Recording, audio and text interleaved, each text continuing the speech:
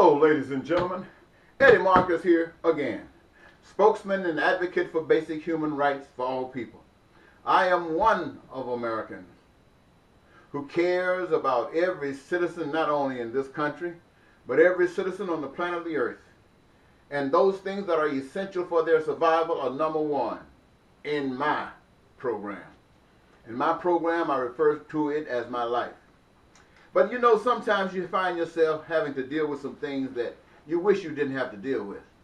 A lot of times I turn on social media to see what's going on because you're not going to get it from the mainstream media. And they always got it set up that somebody is there talking about our President Barack Obama. I don't see why you're talking about Barack Obama. You're talking about such things as who embarrassed him, who made him look like a fool, and all of these kinds of things. I don't understand why you're saying that. Because you have already looked like a fool for voting for him. And there are Republicans and Democrats alike who talk about Barack Obama. I talk about Barack Obama, but why should I talk about how much of a fool he looks like? Because if he is President of the United States, and you calling him a fool, that makes you a much bigger fool, those of you who are saying that and who voted for him. Me, I didn't vote for him. I voted for me. There's not been a president in my lifetime that cared about the people and who would trust God and God's program enough to advocate it, and I have been debunked to the point I haven't received more than 10 votes in all of the years that I've been running. Why? Because nobody has heard it. Why? Because it's so against the grain that people think that it has to be something impossible, that it would take a miracle. And it would take a miracle. The miracle would be that you, the people, have to wake up. Ben Carson ran for president of the United States. As a Republican, they didn't care about him, but they're using him now to make black people look bad, to make Barack Obama look bad. Well, I don't see how you're making Barack Obama look bad when you're offering Donald Trump. And you're talking about Barack Obama, and you're offering Donald Trump. When you were running, you talked about how you wouldn't ever support a Donald Trump. All of you Republicans, how no good Donald Trump is. I mean, you talked about him viciously, but he made a monkey out of all of you. And now all of you in line, trying to line up behind him, trying to see if you can get a ride. Now, you talking about somebody looking foolish? That seems to me to look mighty foolish. But here, again, that's nothing new. We're living in America where a lot of things are foolish. I tell you this. Here's something that seems kind of foolish to me. As a spokesman and advocate for all people, I realize that those things that are essential for one is essential for another. And to that degree, I'm for everybody. And I love everybody. I couldn't see myself treating anyone any different. But sometimes there's some strange things happening that you don't understand.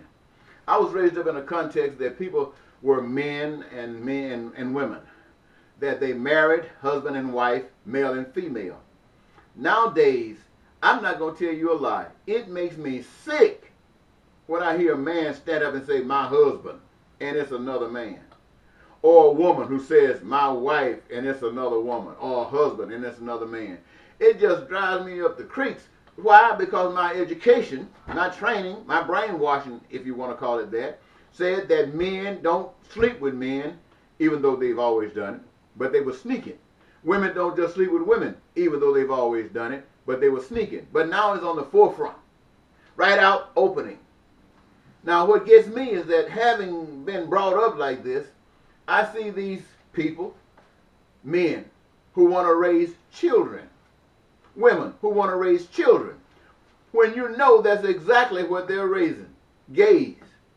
They can't do anything else but raise a gay, because this is what they're going to see in the home, youthful, and it's going to stick in their minds as, hey, nothing wrong with this, and anybody who talks about it going to be put down. But that's the way it is. But the thing that gets me is this. For a person who, and for people who have been taught that this is not the way, and you look at it, I mean, you got naked men walking around on TV now, hugging their bonds.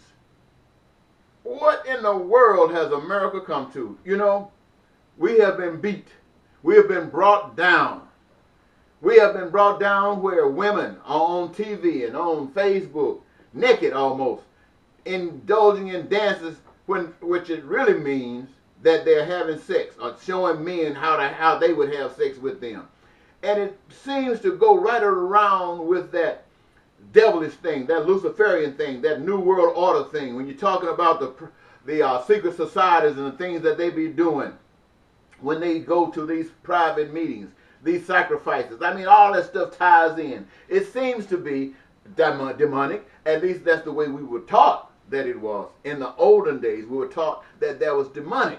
And for those of us who were taught in the olden days that that was demonic, we still believe it's demonic.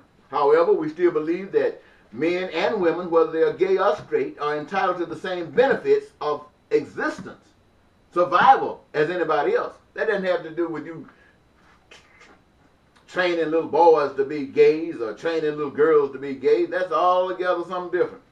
But here's what gets you. You've come and reduced yourselves, America, to that level. And now you have put two people running for president. The people haven't chosen. Somebody put them up there for us. And because we are divided, we are Republican or Democrat, so we just try to latch on to what we have been programmed to latch on to. And each of them have been considered as evil. Half of the world, half of the American people can't stand them, but they are put there as evil. Some might say put there to represent the devil, put there to represent all of this crazy stuff, this immoral stuff that's going on, put right there before you by the powers that be, by rich people who don't care about anything but their money. And they are putting them there before you. And you are going to vote for one or the other. And I'm talking not just about the people of the world, people what we call worldly people, people who are absent God. We can understand what they're going to do. But they got the same people who say that they're children of God are sitting right there doing the same darn things, getting ready to vote for evil. Now, to me, when I see all of this immoral stuff going on, no sneaking, just outright immoral, in your face immoral. Then you put somebody on the throne to represent the devil. That means America is already conquered. So when they come around and start doing anything they want to you, same thing that they're doing in Venezuela, when they start cutting the value of your money, I say before they cut the value of your money, you should cut the value of their money. In other words, start doing the things that you're doing already without pay. And what your reward is being able to go to the supermarket, being able to go to any store, whether it's a car, airport, train, anywhere you want to go, and go. Doesn't cost you a penny. That's the way God has planned it. But now you've been tricked to think that you got to have money, and these guys out there will do anything. They're talking about FEMA, places that they're going to house you up when you get upset at what they're going to be doing. What? Now look. Now you say, well, if that's going to happen, is God, this is God that I talk about, is God going to rescue you? And I will say no. God is not going to rescue you. This is the product of the seed that we as Americans and people of the world have planted.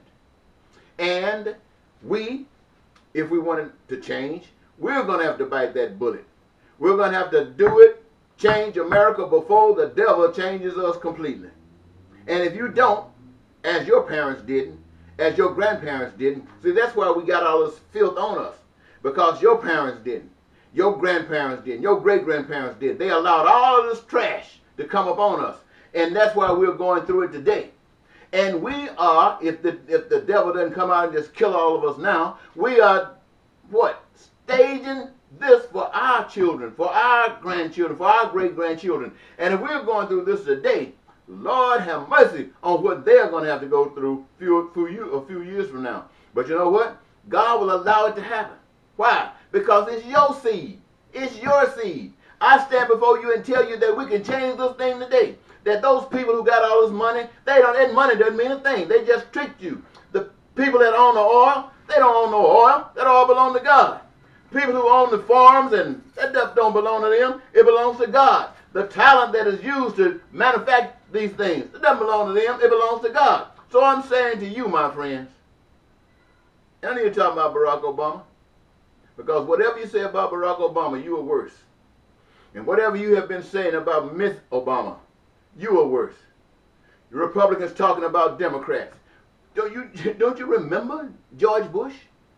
George Bush cared so little about you until the world and all of his investigative process has indicated that he and the Republican Party and those people of power are responsible for what happened in the World Trade Center. They told you it didn't, and you too foolish to believe that it possibly happened. Let me ask you something. If you think it's too foolish for it to happen, ask the Native Americans what happened to them. If you think that's too foolish for it to happen, ask black people what happened to them. If you think it's too foolish for it to happen, ask Benghazians what happened to them.